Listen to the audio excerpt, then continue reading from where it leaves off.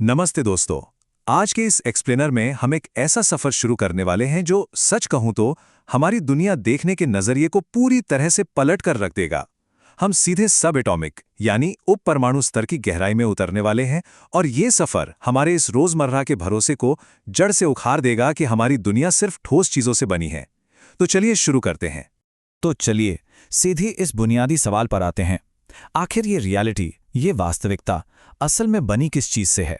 सदियों से विज्ञान को यही लगता था कि एटम्स यानी परमाणु इस ब्रह्मांड के वो छोटे, कभी ना टूटने वाले ठोस लेगो ब्रिक्स हैं जिनसे ये पूरी दुनिया खड़ी की गई है। एक ऐसी दुनिया जो बिल्कुल प्रिडिक्टेबल थी, जिसके बारे में सब कुछ पहले से तय माना जाता था। भाग 1, द इल्यूजन ऑफ सॉलिडिटी यानी ठोस होने का भ्रम।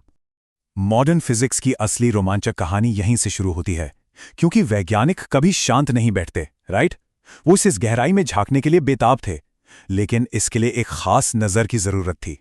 आपको याद है भगवद गीता का 11वां अध्याय, जहां भगवान कृष्ण ने अर्जुन को ब्रह्मांड का असली रूप देखने के लिए दिव्य दृष्टि दी थी? बिल्कुल वैसे ही वैज्ञानिकों को भी इस भौतिक दुनिया के पार देखने के लिए एक नए नजरिए, एक वैज्ञानिक दृष्टि की जरूरत थी। और जब उन्होंने इस नई दृष्टि से अंदर झांका तो जो दिखा उसने न्यूटन के उस भरोसेमंद मशीन की तरह चलने वाले ब्रह्मांड की पूरी धारणा को हिला के रख दिया। क्लासिकल नजरिया कहता था कि एटम्स ठोस हैं, कभी टूट नहीं सकते, लेकिन असलियत में ये बहुत ही अलग और चौंकाने वाला था। सच्चाई तो ये है कि एटम असल में 99% से भी ज्यादा सिर्फ खाली जगह है। जरा सोचिए इस बारे में। हम जिन चीजों को छू सकते हैं, महसूस कर सकते हैं, वो अंदर से लगभग पूरी तरह से खोखली हैं। जैसे जैसे वैज्ञानिकों ने इस सच को गहराई से समझा, ठोस पदार्थ का हमारा पूरा कॉन्सेप्ट ही पिघलने लगा। भाग 2, energy, the cosmic shape shifter. और यहीं से हम इस अदृश्य दुनिया के अगले और भी गहरे स्तर पर पहुंचते हैं। यहां एंट्री होती है महान एल्बर्ट आइंस्टाइन की, जिन्होंने लिटरली इस ब्रह्मांड के नियमों को उल्टा पुल्टा कर दिया। उनके फेमस E=mc² सिद्धांत ने साबित कर दिया कि द्रव्यमान और ऊर्जा कोई अलग चीजें नहीं है, बल्कि एक ही सिक्के के दो पहलू हैं। इसका सीधा सा मतलब यह है कि मैटर या पदार्थ और कुछ नहीं, बल्कि बहुत ही ज्यादा कंडेंस्ड यानी सिकुड़ी हुई ऊर्जा है। और सिर्फ इतना ही नहीं, आइंस्टाइन ने यह भी दिखाया कि स्पेस और टाइम कोई फिक्स चीजें नहीं है, बल्कि ये फ्लेक्सिबल हैं, जो गुरुत्वाकर्षण और गति के साथ मुड़ सकते हैं। तो इस सब का निचोड़ क्या निकला? यही कि ब्रह्मांड अब कोई पुरानी कठोर मशीन नहीं रहा। वास्तविकता असल में बहुत ही डायनामिक है, हमेशा बहती हुई और स्पेस टाइम के ताने बाने में गुंथी हुई एक रहस्यमयी सूक्ष्म नृत्य की तरह है। भाग 3, द क्वांटम कर्वबॉल। अब जरा अपनी सीट बेल्ट बांध लीजिए, क्योंकि हम वास्तविकता के अगले रहस्य में जाने वाले हैं, जहां सब एटॉमिक कण क्लासिकल लॉजिक को पूरी तरह इग्नोर कर देते हैं। ये क्वांटम दुनिया अपने खुद के अजीब नियम बनाती है। पहला, ये कण एक ही समय में तरंग और कण यानी वेव और पार्टिकल दोनों की तरह काम करते हैं, है ना अजीब? दूसरा, आप एक ही समय में किसी कण की सटीक जगह और उसकी स्पीड कभी नहीं जान सकते। और तीसरा, अब किसी भी चीज की 100% गारंटी नहीं है, उसकी जगह ले ली है स्टैटिस्टिकल पैटर्न्स ने। नील्स बोर जैसे दिग्गजों ने बताया कि अब हम न्यूटन के प्रिडिक्टेबल ब्रह्मांड में नहीं, बल्कि संभावनाओं के ब्रह्मांड में जी रहे हैं। भाग 4, गुड बाय प्रिडिक्टेबल फ्यूचर्स। इसी के साथ हर चीज की भविष्यवाणी कर पाने के हमारे घमंड को हमेशा के लिए अलविदा कहना पड़ा। वर्नर हाइजेनबर्ग के अनिश्चितता के सिद्धांत या अनसर्टेनिटी प्रिंसिपल ने भविष्य के उन सभी भरोसेमंद ब्लूप्रिंट्स को फाड़कर फेंक दिया। नील्स बोर से प्रेरित इस विचार पर जरा गौर करें। हम निश्चितता के साथ चीजों की भविष्यवाणी नहीं कर सकते, केवल संभावनाओं के साथ कर सकते हैं। सब एटॉमिक स्तर पर घटनाएं केवल शायद होने वाली होती हैं। क्लासिकल फिजिक्स के वो सेफ और परफेक्ट ब्लूप्रिंट्स अब किसी काम के नहीं रहे। और ये चीज बहुत ही शानदार तरीके से ऑब्जर्वर इफेक्ट को दर्शाती है।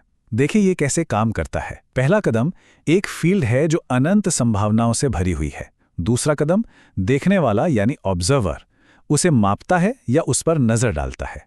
और तीसरा कदम, नतीजा पूरी तरह से बदल जाता है। मतलब मापना सिर्फ चुपचाप देखना नहीं है, बल्कि ये एक एक्टिव प्रोसेस है जो वास्तविकता को ही बदल देता है। आप लिटरली रियलिटी को बदल रहे हैं। भाग 5, रियलिटी इज प्योर वाइब्रेशन। अब हम इस एक्सप्लेनर के सबसे रोमांचक मोड पर आ गए हैं। यहां कणों को स्वतंत्र चीजों के रूप में देखने की हमारी आदत पूरी तरह टूट जाती है। अगर आज की भाषा में कहूं तो ये चीज़ों से ज़्यादा वाइब्स की तरह हैं। वैज्ञानिक अब मानते हैं कि इलेक्ट्रॉन और बाकी कण असल में कोई ठोस गोलियां नहीं है, बल्कि वो बस अदृश्य फील्ड्स में होने वाले कंपन या वियर्ड विगल्स हैं। इसका सीधा सा मतलब ये है कि मैटर अपने आप में और कुछ नहीं बल्कि सिर्फ शुद्ध कंपन है। पुरानी सोच में ब्रह्मांड को बस अलग अलग हिस्सों और टुकड़ों का एक ग्रुप माना जाता था, लेकिन नए नज़रिए ने पूरी तस्वीर ही बदल दी। नया पैराडाइम कहता है कि ब्रह्मांड एक बहुत ही विशाल और आपस में जुड़ा हुआ जाल है, सब कुछ एक दूसरे से कनेक्टेड है।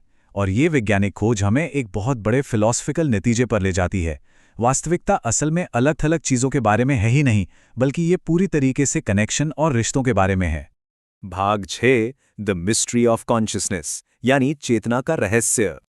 अब हम भौतिकी से थोड़ा आगे बढ़ते हैं। ये साइंटिफिक डिस्कवरीज सिर्फ फॉर्मूले या इक्वेशंस नहीं हैं, बल्कि ये अपने पीछे कई गहरे सवाल छोड़ जाती हैं। इंसान की इस जर्नी को देखिए। 17वीं सदी में हम सिर्फ बड़ी बड़ी चलती हुई चीज़ों को समझने की कोशिश कर रहे थे। फिर 20वीं सदी में हमने अदृश्य कंडेंस्ड एनर्जी की खोज की, और आज के मॉडर्न युग में हम संभावनाओं से भरे वाइब्रेट करते क्वांटम फील्ड्स को एक्सप्लोर कर रहे हैं। क्वांटम थ्योरी की ये खूबसूरती ही है जो हमें सिखाती है कि हम अपनी आंखों से जो भी देखते हैं वो पूरी तरह से एक बहुत ही गहरी और पूरी तरह से अदृश्य दुनिया पर टिका हुआ है।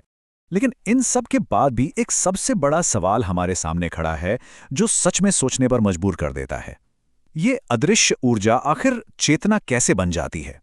कैसे कंपन करते हुए ये प्रोबेबिलिस्टिक फील्ड्स खुद को ऑर्गेनाइज करके जीवित कोशिकाओं और सोचने समझने वाले प्राणियों में बदल लेते हैं? ये ब्रह्मांड का वो रहस्य है जिसका जवाब शायद अगले पैराडाइम शिफ्ट में छुपा हो। तो इस बारे में सोचिएगा जरूर। आज के एक्सप्लेनर में बस इतना ही।